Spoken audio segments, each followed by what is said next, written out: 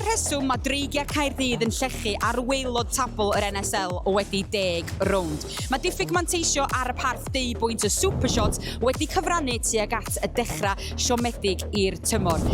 Ond wedi deud hynny, Birmingham Panthers ydy'r unig dîm mae Dreigiau Caerdydd wedi curo y tymor hwn. Felly, heno, mi fydd y rhaid i Row, Iarrington a Beard fanteisio'n llwyr ar y parth yma mwyn ceisio bryd y dwbl dros y tîm o Birmingham. Cyfle heno i ail chwarae y gêm gafodd ei gohirio yn rownd 3 yn dilyn anaf cas i Liam Middleton o'r Dreigiau. Ac felly, yn dilyn y gêm, bydd pob tîm wedi chwarae 10 gêm yn union. Pwyntiau llawn fydd y nod felly mwyn wneud yn siŵr a bydd bwlch rhwngth nhw a Rhinos yn ymestyn yn ormodol. Mae'r chwarter cyntaf wedi bod mor gystadleuol, mor gorfforol a mor agos. Ond fe ddaeth Chelsea Beard ymlaen yn gynnar yn yr ail chwarter yma. A dyna'n union pam. Y newid wedi talu ar ei ganfed. Mi oedd Dreigiau lawr o 10 pwynt yn gynharach yn y chwarter yma. Y gwahaniaeth lawr i 5 rwan. A Gabby Sinclair yn ychwanegu at sgôr y Panthers. Appleby Prince yn neud yn wych yn erbyn y profiadol Ziggy Burger. Wrth i'r cloc, gyfri lawr, Chelsea Beard yn gywir. 2 bwynt ychwanegol i'r Dreigiau ar ddiwedd yr ail chwarter. Gwych gan Jackie Newton yn rhyngipio'r bêl. Cyfle euraidd i'r Dreigiau fan hyn ac i Chelsea Beard. Ond mae hi methu. Cyfle'n syth o dan yr rhwyd wedi'w golli. Mae Gwynt yn hwylio'r Dreigiau bellach. Row yn mynd amdani. A maen nhw'n gyfartal 41-1. Mae yna frwydr enfawr di bod rhwng y ddwy yma heno, Brown a Row.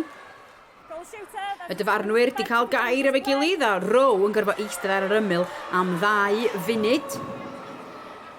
Y tîm cartra lawr i 6 chwaraewr felly Gabby Sinclair a'r Panthers yn cymryd mantais llawn o hyn.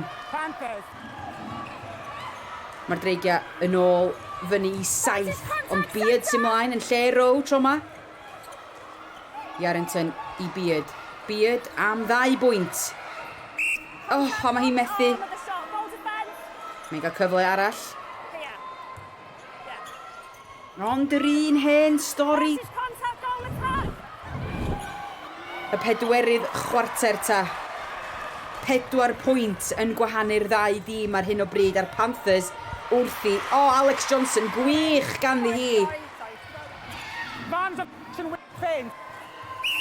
Chelsea Beard i gair bwlch lawr i 2 bwynt ta.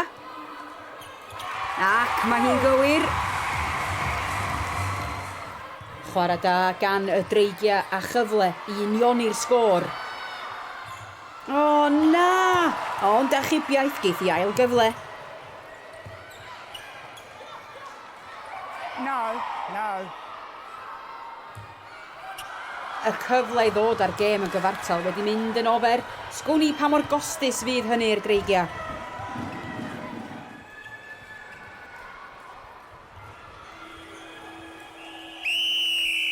Wel, y Panthers wedi ymestyn i mantais ac yn cipio'r fuddigoliaeth yn yr House of Sport.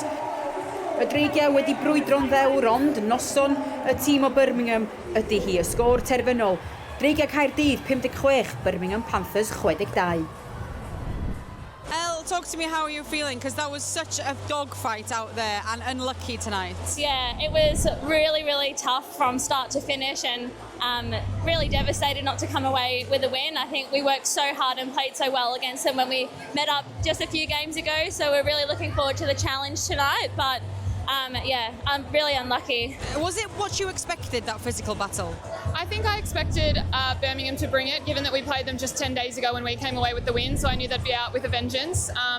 And credit to them, they played a game on Sunday and had a quick turnaround. I mean, so did we, so I'm not surprised that it did get quite physical by the end. I think there are a few tired bodies out there, but they were the ones to push through and get the win, so we can only learn. You clawed back a 10-point deficit at one point.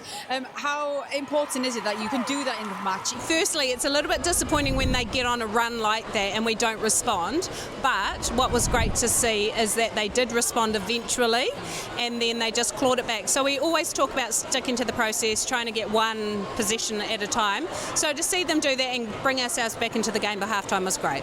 How frustrating is it when you know you can beat this team and you have?